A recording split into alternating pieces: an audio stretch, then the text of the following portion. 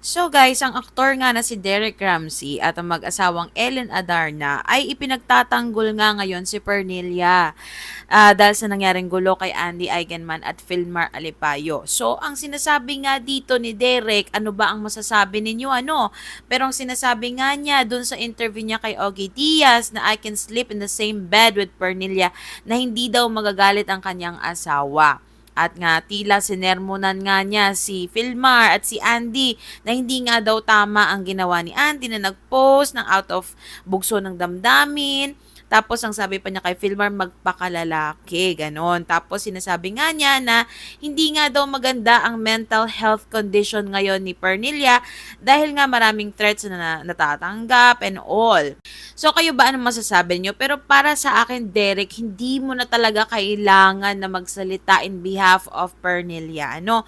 Kasi nga, meron talaga siyang fault dito at ang dami kong nababasa, sa totoo lang wala naman talagang nakaintindi kay Derek dito eh. Kasi nga, alam natin na may mali talaga.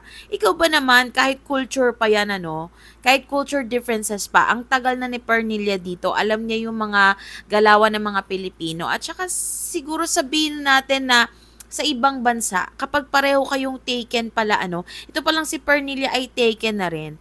So pareho kayong may karelasyon, bakit ka pa magpapatattoo with the same tattoo pa sa kaibigan mong lalaki? Hindi mo ba rin iisipin ba ang mararamdaman ng partner mo? Kahit naman si Pernilla, 'di ba? Kahit sa ibang bansa, I don't think na ito ay normal na pareho kayong taken, pareho kayong may boyfriend, may partner, may asawa, may pamilya, tapos magpapatato kayo ng pareho kayong tato. And siguro ang pinopoint out kasi dito ni Andy, hindi nga daw nanghingi ng permission. Okay? At Andy is also trying to reach out. And sabi nga, hindi nga daw sumasagot. So, ang hirap lumagay sa gitna. Tapos sasabihin ni Derek, wala rin naman siyang patunay na sinasabi niya na hindi nga daw nag-reach out si Andy. Parang lang daw yung message ni Andy. Tapos, wala na daw kasunod. So, sinasabi ni Derek din na si Pernilla daw ay nag-try naman daw mag-reach out. So, kahit na, alam mo, nag-aaway mag-asawa, magpapatato pa kayo. 'Di ba? So, doon naman sa part na sinasabi ni Derek na bakit nga daw ina-advise si Pernilla na maghiwalay na yung dalawa every time na nag-aaway. So, sabi nga ni Derek, parang normal naman na yon na ikaw kaibigan ko, lagi ka nag-rant sa akin about your partner. Parang toxic na ganon. So, ano ba ang i-advise mo dun sa friend mo, di ba? Ang hirap din talaga kasi imagine kami ng asawa ko ha, ang dami namin beses nag-away. Ang dami namin mga away talaga. So, sa mag-partner, normal naman talaga yung nag-aaway. So, I think normal din naman na at the end of the day, iisipin nyo rin na aayusin nyo at pipiliin nyo pa rin ang isa't isa.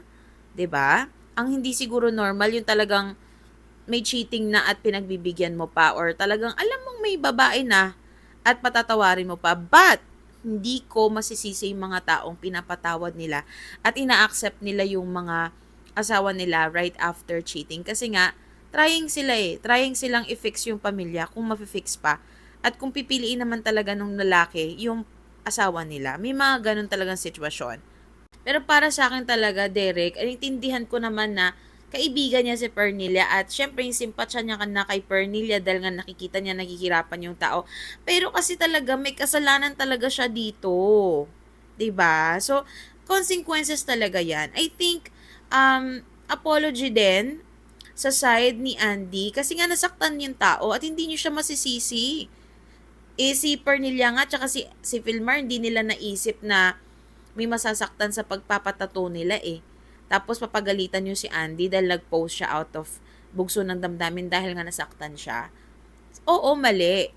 Pero kasi kahit sino ilagay niyo sa ganung sitwasyon, pag nasasaktan, di ba? Diyos ko, baka mas worse pa nga kayo.